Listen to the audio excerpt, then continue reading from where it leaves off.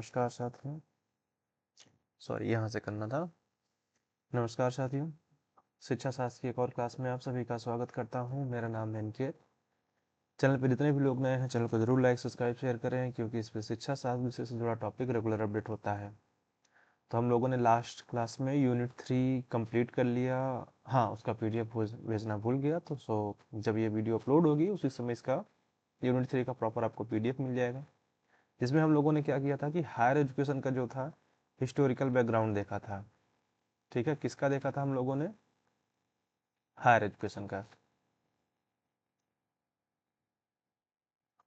और जो आज की क्लास हमारी होने वाली है यो यूनिट 4 होने वाली है, उसी सीरीज को कंटिन्यू करेंगे हम लोग, जिसमें जो इंटरेस्टिंग टॉपिक है एडल्ट एजुकेशन है। यानी इसको हिंदी में नॉर्मली लोग वयस्क पढ़ेंगे, पर जो हमारा यहाँ पे हम लोग इसको पढ़ना शुरू करेंगे, मेन ध्यान रखना है कि आपको प्रौढ़ शिक्षा की बात की जा रही है, तो इसका हम डिटेल में देखेंगे। और हाँ, इसका मैंने एक पीडीएफ ग्रुप में टेलीग्राम चैनल पे, तो जितने लोग भी नहीं जानते हैं तो टेलीग्राम चैनल में जुड़ जाए, लिंक बायो में दिया गया है।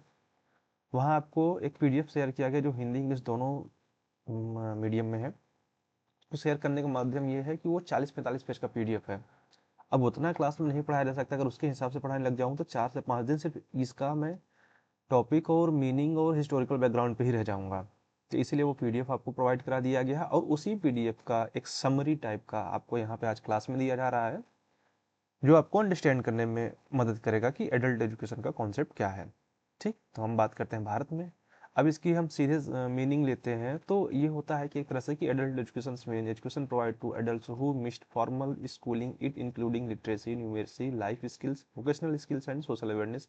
अगर हम बात किया जाए तो यहाँ पे सीधे शब्दों में कहा जाता है कि ऐसे लोग जो किसी भी कारण से औपचारिक शिक्षा से वंचित रह गए, यानी एनी हाउ वो फॉर्मल एजुकेशन नहीं गेन कर पाए हैं। ठीक है, तो उन लोगों के लिए हम क्या करते हैं कि लिटरेसी प्रोग्राम चलाते हैं, स्कूलिंग देते हैं, जीवन कौशल हो गया, गणना करना हो गया, वोकेशनल स्किल और सोशल अवेयरनेस, ये चीज़ें हम उनको प्रोवाइड कराते हैं।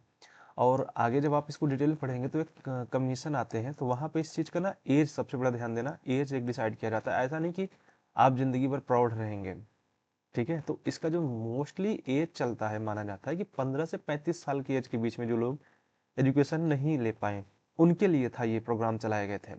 और इसी के बिहाफ पे वो आगे चल के कि लाइफ लॉन्ग लर्निंग का जो कॉन्सेप्ट है, ये ट्रिपल एल रख दीजिए, लाइफ लॉन्ग लर्निंग। ठीक है, ट्रिपल एल मीन्स कि life long, sorry, life long learning का जो कॉन्सेप्ट था उसी को बेस बना के बाद में जो ओपन यूनिवर्सिटीज़ हैं, डिस्टेंट यूनिवर्सिटीज़ हैं, वो ओपन इसीलिए की गई थी कि कोई भी कभी भी सीख सके। सो हम आगे चलते हैं।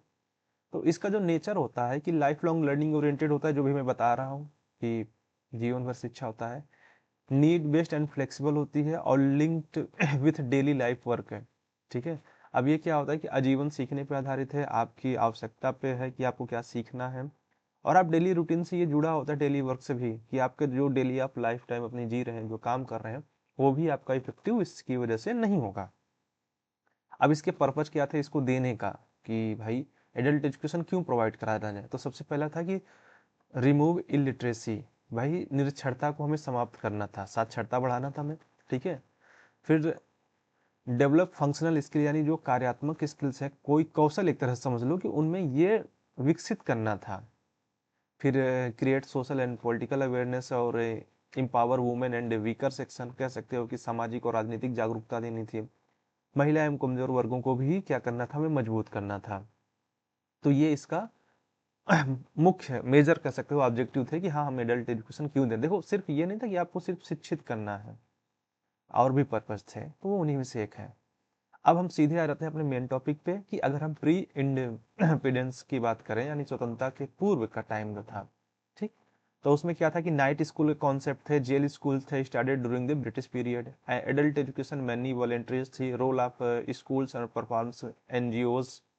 यानी ब्रिटिश काल में क्या था, जो एजुकेशन दी जाती थी एडल्ट एजुकेशन के लिए, तो रात्रि विद्यालय थे, जेल में भी दिया रहता था।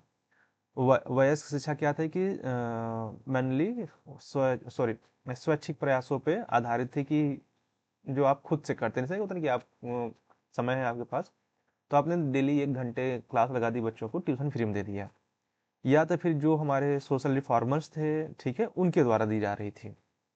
जैसे इसमें कुछ एक रिपोर्ट है, ये आप जो मैंने पीडीएफ दिया है तो उसमें पढ़ेंगे तो ये मिल जाएगा कि इंडियन एजुकेशन कमीशन जो थी 82-83 की रिपोर्ट है कि जो ब्रिटिश कॉलोनी थी यहाँ बड़ों मतलब सॉरी चेंज करना था, वयस्क कर दीजिए या प्रौढ़, ठीक।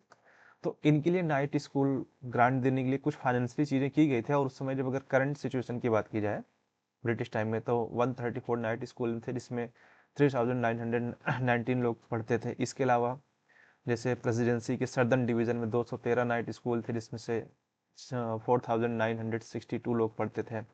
ये भी गलत हो गया, बंगाल होता है, ठीक है। 100 से ज़्यादा थे, 100+ थे। उसी तरह मद्रास में 291 थे।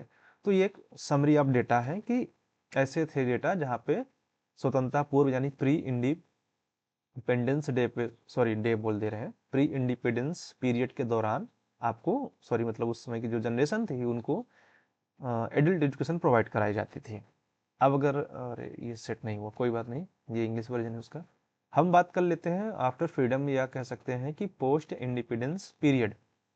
तो जैसे ही हमारी सत्ता आती है, हम लोग आज़ाद होते हैं, तो adult education become a national responsibility to several programmes were launch to eradicate illiteracy, ठीक है। तो स्वतंत्रता के बाद ये एक जिम्मेदारी हुई, जैसे मैंने बताया था ना हायर एजुकेशन की उच्च शिक्षा मुहैया कराना भी जिम्मेदारी थी, रिस्पॉन्सिबिलिटी। तो उसी तरह ये भी एक था कि बड़े तमगे और बड़ी पॉपुलेशन हमारी थी कि जो इस चीज़ से फंसी थी, वो एजुकेट नहीं थे। तो इसलिए इसके लिए कई कार्यक्रम किए गए। अब इसी का एक थोड़ा सा समरी रिकैप आप लोगों के लिए है। जैसे अगर एक टाइम पीरियड माना जाए कि सोशल एजुकेशन फेज था जो 1948 से 1967 तक था, जिसमें फोकस क्या किया गया सिटीजनशिप एंड कम्युनिटी डेवलपमेंट पे। Literacy was the part of social change, यानी नागरिकता एवं सामुदायिक विकास पे जोड़ दिया गया सीधे सीधे। साक्षरता को क्या किया गया कि सोशल चेंज से जोड़ दिया गया। अचानक लोग नहीं शिक्षित हो जाएंगे ना, उनको किसी न किसी ये नहीं हाउ आपको जोड़ना पड़ेगा।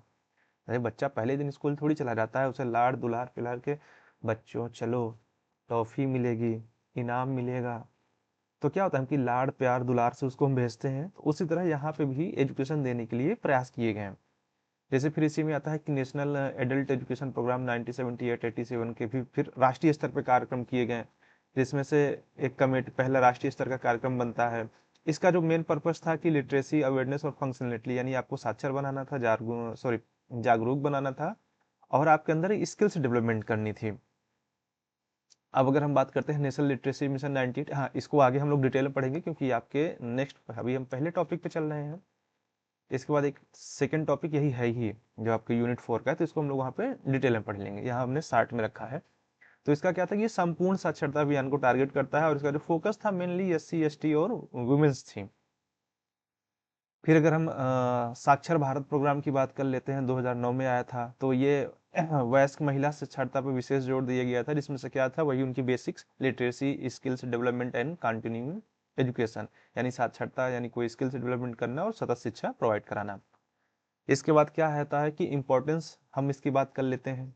इसका इम्पोर्टेंस क्या है, तो इम्प्रूव्स क्वालिटी ऑफ लाइफ हो जाती है, प्रमोट्स सोशल जस्टिस हो जाता है, स्ट्रेंथ्स डेमोक्रेसी हो जाता है। भाई जीवन स्तर में सुधार हो जाता है ना, कि एटलीस्ट अभी उनको चीज़ें पता नहीं, कोई भी बेवकूफ़ बना जाता है। जैसे एक कॉमेडी होती है ना कि पढ़े लिखे होने का बहुत फायदा है, तो कहता है क्या कि अब कोई 2 थप्पड़ बोल के 4 थप्पड़ नहीं मार पाता, गिन लेता हूँ। तो ये मजाक अपनी जगह पे, पर चीजें सुधरती हैं।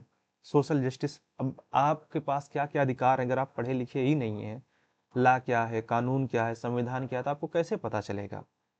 फिर आप जब जागरूक होंगे तो आसपास के लोगों को भी जागरूक बनाएंगे, तो उससे क्या होगा, हमारी डेमोक्रेसी भी मजबूत होगी। कंक्लूजन में हम इसको ये कह सकते हैं कि adult education essential for inclusive and sustainable development, यानी हम कह सकते हैं कि समावेशी और सतत विकास के लिए वयस्क, या कह सकते हैं इसको हम प्रौढ़ शिक्षा अनिवार्य है। इसके बिना हम कह सकते हैं कि एजुकेशन नहीं प्रोवाइड करा सकते, क्योंकि देखो जब हम डेमोक्रेसी सोसाइटी में रहते हैं या नेशन में रहते हैं, तो नेशन का भी ये क्या होता है ना कि रिस्पॉन्स, जैसे मैं बोलता हूँ ना कि एक मिनट, जिम्मेदारी होती है कि आपको वो चीज़ें प्रोवाइड कराए। अगर वो चीज़ें प्रोवाइड नहीं कराएगी तो आप अपने से कितनी चीज़ें कर पाएंगे। आप हर चीज़ करने में सक्षम नहीं होते हैं ना, कुछ चीज़ों में आपको सहायता चाहिए ही होती है। आप 10-20 लोगों को शिक्षित कर सकते हैं, लेकिन आपके पास ना फंड है, ना बजट है, ना प्लेस है, ना पीपुल्स हैं, तो कैसे काम कर लेंगे। तो उसी तरह ये होता है कि हम जब एक देश में की बात करते हैं, एक नेशन की बात करते हैं, तो भाई हमें अपनी प्राइमरी एजुकेशन भी सुधारना है, हमें अपनी हायर एजुकेशन भी सुधारना है, हमें अपनी सेकेंडरी एजुकेशन भी सुधारना है, ठीक है।